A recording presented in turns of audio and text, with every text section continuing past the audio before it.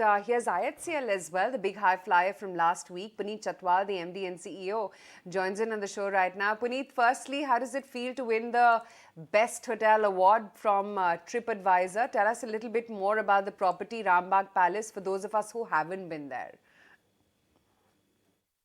It's a very proud moment, a proud moment for the hotel sector, proud moment for the Taj brand, and a very proud moment for India, because we always talk about make in India and made in India, and this is the best example of hospitality made in India to stand at the #1 position in the world, chosen by the travelers, a third-party portal, and it is very prestigious. So it adds on to our dual honor of world's strongest hotel brand for 2 years in a row, as well as India's strongest brand across all sectors.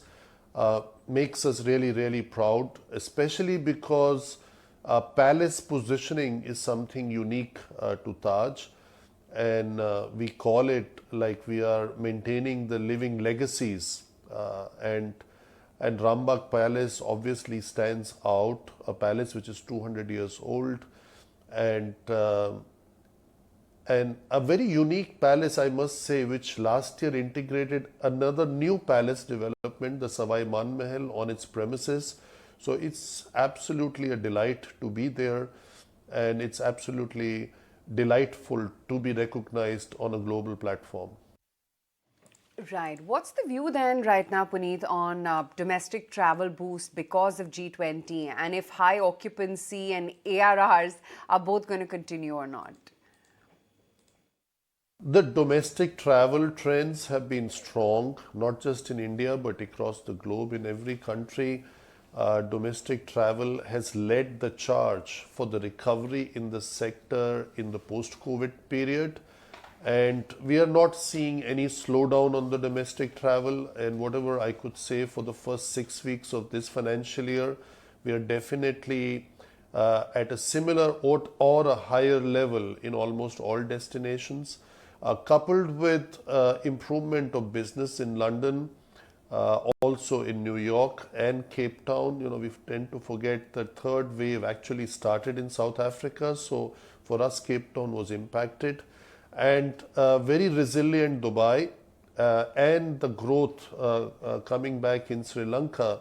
I think both domestic as well as our international properties are definitely doing or are on a strong wicket for the first 6 weeks. The business on the books for the next 6 weeks also looks positive.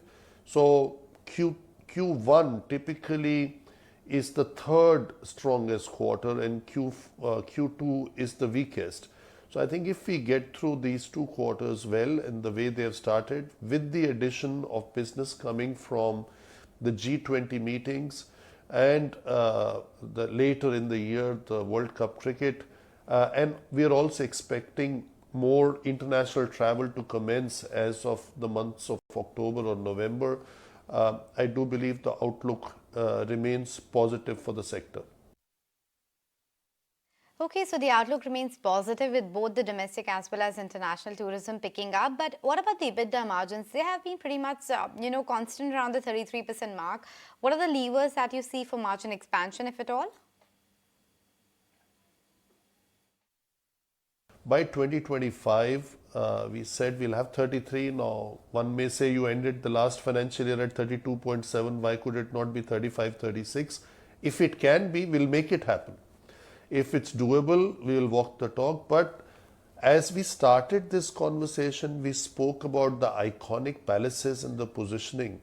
So we are not looking at just this financial year and next financial year. We take a mid to a very long-term view of the positioning of our brands. And within our brands, Taj was, is, and remains the backbone, is the crown jewel of India. It's not just the crown jewel of Indian Hotels Company. So I think we need to keep investing to maintain that positioning, and not every expense is a capitalized expenditure. So when you have certain living legacies, they come with certain expenses, and you alluded to the inflation cost.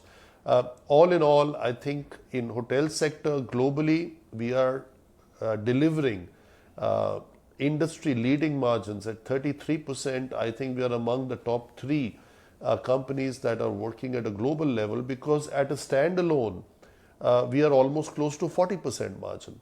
So that's a very different story when you add your margins for London, for San Francisco, for New York, for Cape Town, etc. It's not that easy to deliver 33%. So it is, I think, quite a robust margin and quite a positive development that our group has experienced over the last 5 years, barring the 2 years of COVID.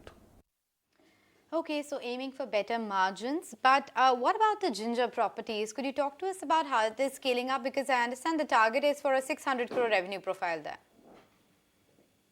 Well, India is a very heterogeneous country. It just does not have metros. It has tier 1, 2, 3 cities, or if we don't want to call them tiers, let's call them centers and pockets of excellence and pockets of innovation. And Ginger as a brand is ideally suited for district capitals, state capitals, commercial capitals. There is so much that one can do with Ginger. And this kind of brand and this kind of positioning has not come in such a strong way in India as has happened in the Western world, but there is nothing that stops it from happening. So the name Ginger is definitely old, but this brand was completely reimagined 4 to 5 years ago.